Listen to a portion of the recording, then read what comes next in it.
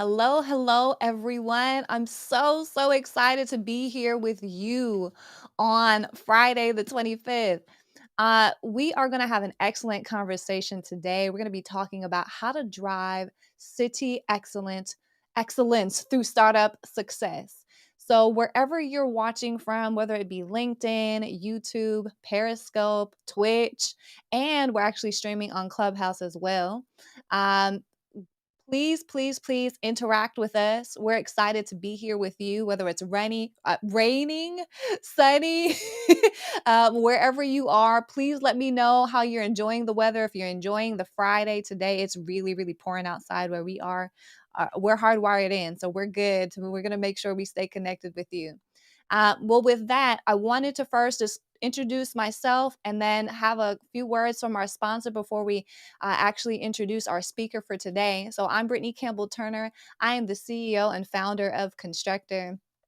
We bring conversations to you about how to be masters in your field. We touch the built environment, we touch smart cities, and a better way to do things so that we can all advance as people. And I'm just really excited to talk about the connection between startups and how that links to how we can advance our cities moving forward.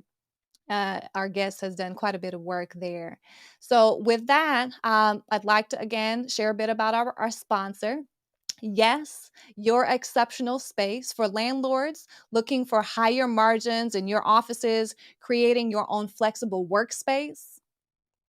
Yes is your partner to deliver that through Yes Playbook, an all in one tool for building a successful, flexible workspace brand. So you can find out more about that at hello at yes-spaces.com. Well, with that, let's get into our conversation. And I'm going to introduce our guest. Michael Lake is the president and CEO of Leading Cities, a global nonprofit operations in 10 countries. Michael establishes and develops relationships with municipal governments, businesses, and universities around the world, creating a global market of partner cities dedicated to implementing urban solutions that effectively address the shared challenges facing the 21st century cities. His career in public services spans from serving 3 United States presidents as special assistant for White House operations and presidential advance to serving the former Prime Minister of Ireland as a policy research analyst. And we're going to get into more about what he's doing with City in this conversation. Under Leading Cities. But first and foremost, I'm going to welcome Michael to the stage. Hello, Welcome, Michael. Brittany. We're so happy to have you. And we've had you on the podcast, 2018? I can't believe it's been that long, Me neither. but it's so good to be back. It's great to see you. I don't know your secret, but you have not aged a minute since then. It's good camera equipment and makeup. Oh goodness. Oh, I appreciate that. That's so much, Michael. But you've been up to quite a bit since we've talked last, and I'm just really excited to dig into it if you're willing to make those steps forward here in the Absolutely. conversation. It would be All my pleasure. right. So you, since we talked last, you've gotten involved with the World Economic Forum. True. Yeah. Tell me how that came about, if you don't mind. Sure. Well, the G20, it started with the G20. The G20 decided and realized that smart cities is the way of the future, and that so many of the challenges we're talking about, from energy and climate to housing and whatnot, are all focused on the city or the local level. And so the G20 came together and put together, in a very rare occasion, put together a multi-year approach. This started under the presidency of Japan, and it was really the G20 Smart City Alliance that they formed, and had the commitment of the 3 following presidencies. So instead of it being a one-year initiative, it's been spanning multiple years. The World Economic Forum was tapped to really administer this and manage it.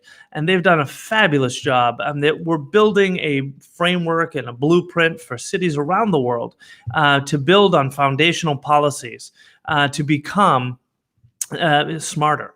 Um, so I happen to be involved primarily in the cybersecurity task force, recognizing that cyber attacks are happening daily in cities everywhere.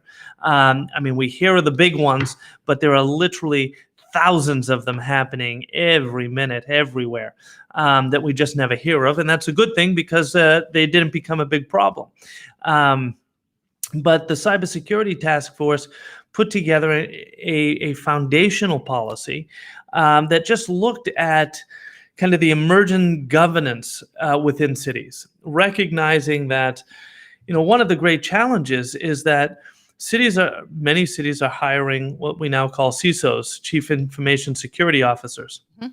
Um, and in each city, where that person is in the pecking order might be a little bit different.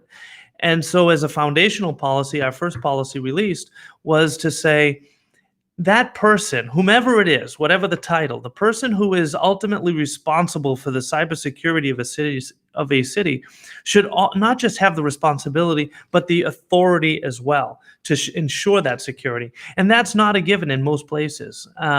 So that's what I mean about foundational policies. We're tackling, the structural issues that can be a challenge for cities. And that's happening in any number of areas, and we continue to add new policies to the framework.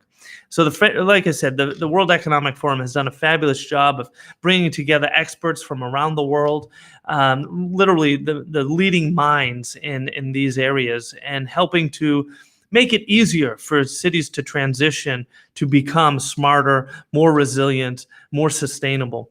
Yeah, man, I love that foundational approach, and I'm so glad that you've had the opportunity now to participate in that, right? I think that's an amazing opportunity for yourself, but also just to continue push forward on those important pieces. So yeah, Absolutely. yeah, yeah. So in your view, given your connection through cities, I mean, between leading cities and now the World Economic Forum, how are things going? All it's basically in response to the pandemic. Like lots of countries are coming out of it now, but there's still a lot of people really threatened by this disease, and so this virus, I should say. So, I mean, what's your view on it? How's it going? So I'm definitely a glass half full type of guy. So before I answer, I do want to just pay tribute to and honor all those that suffered through this pandemic and lost loved ones.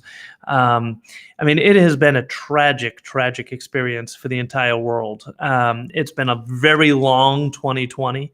Um, you know, it, so I don't want to brush over all of that. I mean, those are significant issues. But the reality is, for me, looking at that glass being half full or looking for that silver lining, the reality is that I think in the long term, this has helped us, and by us I mean cities in particular, to answer your question, helped us to understand and open our eyes to some of the threats that are out there, some of the challenges that exist, some of the opportunities that are available for us to prevent this from happening this way ever again. And it's so easy. I mean, I think it's part of human nature, frankly, to just kind of get settled in the rut of doing things the way we've always been doing them. Um, with cities, it's no different. And so there are so many solutions, so many emerging technologies being created every day, let alone what's already out there, that can help cities manage a pandemic like this better in the future, to suffer less, and not just the health consequences, but the economic consequences, as an example. So I think this has really helped cities to understand the urgent need to modernize. Mhm. Um, Whereas, had the pandemic not happened, maybe it may have taken them another decade before they truly appreciated the opportunity available to them and that need.